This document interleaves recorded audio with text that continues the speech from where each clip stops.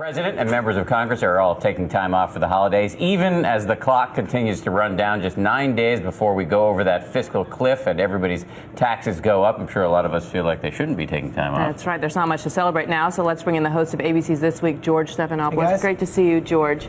Things are really coming down to the wire. We just have a few days left. What are the odds that they can come up with a deal, especially if Republicans can't even agree upon a deal of their own? Well, there's not going to be a big deal. That's just not happening. Those talks completely collapsed this week and ended once and for all when House Speaker John Boehner couldn't even pass his backup plan in the House on Thursday. The only possibility right now would be some kind of a very small, some measure that would just extend the tax cuts for everyone earning under $250,000, which would be a lot of protection for a lot of people. But even that is going to be difficult. You get it only if there's a promise not to filibuster that measure in the Senate and the House Speaker agrees to take it up. Both of those questions are very open right now. A lot of open questions and high stakes for a lot of people. Let me ask you about another big issue in Washington right now.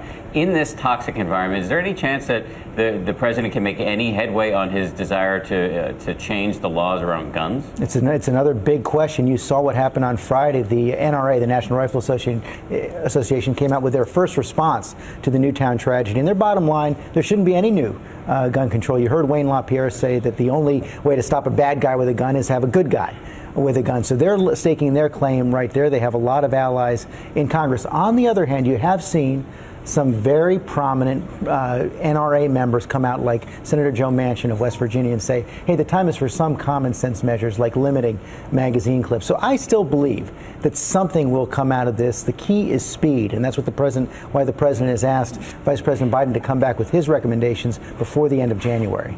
Trick is, given how partisan things are in Washington right now, will that happen?